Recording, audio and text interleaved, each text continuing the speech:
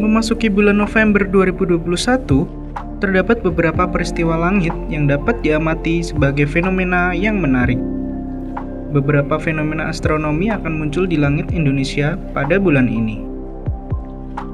Salah satu fenomena langit yang akan terjadi di bulan November 2021 ini adalah bulan baru atau new moon. Bulan baru atau new moon adalah fase dari revolusi bulan. Bulan akan selalu berputar mengelilingi bumi atau biasa disebut dengan revolusi bulan. Untuk sekali berevolusi terhadap bumi, bulan akan membutuhkan waktu 29,5 hari. Bentuk bulan akan dipengaruhi oleh fase dari bulan itu sendiri. Pada aslinya, bentuk bulan adalah bulat seperti bola. Namun seperti yang kita ketahui, bulan tidak dapat menghasilkan cahayanya sendiri, melainkan memantulkan cahaya dari matahari. Bagian bulan yang terkena oleh sinar matahari juga akan berbeda-beda karena revolusi bulan tersebut. Bulan baru atau new moon, 5 November 2021. Dalam astronomi, bulan baru atau bulan mati adalah fase bulan pertama yang terjadi pada saat bulan kurang lebih berada dalam satu garis lurus di antara matahari dan bumi, di mana bulan berada di tengah-tengah matahari dan bumi. Fase ini memungkinkan terjadinya gerhana matahari. Pada fase ini, cahaya matahari yang seharusnya menyinari bumi akan dihalangi oleh bulan. Akibatnya, bagian bulan yang menghadap bumi tidak terkena cahaya matahari, sehingga bulan tidak akan terlihat dari bumi. Dikutip dari edukasi.sains.8, fase bulan baru, disebut juga konjungsi solar bulan, adalah konfigurasi ketika bulan terletak di antara matahari dan bumi dan segaris dengan matahari dan bumi. Mengingat orbit bulan yang membentuk sudut 5,1 derajat terhadap ekliptika, bayangan bulan tidak selalu jatuh di permukaan bumi ketika fase bulan baru, sehingga setiap fase bulan baru tidak beriringan dengan gerhana matahari. Fase bulan baru kali ini terjadi pada 5 November pukul 4.14 waktu Indonesia Barat, 5.14 waktu Indonesia bagian tengah, dan 6.14 waktu Indonesia bagian timur. Dengan jarak 359.854 km dari bumi dan terletak di konstelasi Libra.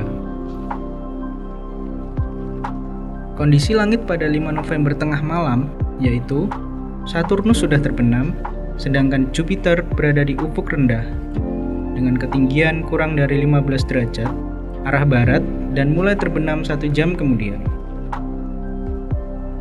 Jupiter dan Saturnus dapat disaksikan kembali sejak awal senja bahari, yaitu 25 menit setelah matahari terbenam, hingga tengah malam keesokan harinya. Sementara itu, Mars berada cukup dekat dengan matahari sehingga tidak dapat disaksikan sepanjang malam. Merkurius dapat disaksikan sejak awal fajar bahari, yaitu 50 menit sebelum matahari terbit, selama 25 menit dari arah timur. Venus dapat disaksikan selama 3 jam sejak awal senja bahari di arah barat dan barat daya.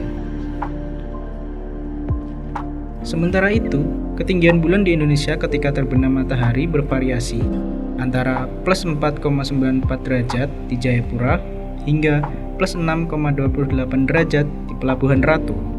Dengan sudut elongasi terhadap matahari bervariasi antara 5,63 derajat di Jayapura hingga 7,32 derajat di Sabang, sehingga bulan dapat diamati menggunakan alat bantu. Nah, yang menarik, biasanya pada saat fase bulan baru adalah waktunya pengamatan. Langit akan gelap tanpa cahaya bulan, saat yang tepat untuk melakukan astrofotografi deep sky atau Bima Sakti. Pada fase ini, bulan terbit hampir bersamaan dengan terbitnya matahari. Jadi, bulan dan matahari akan tampak sepanjang hari.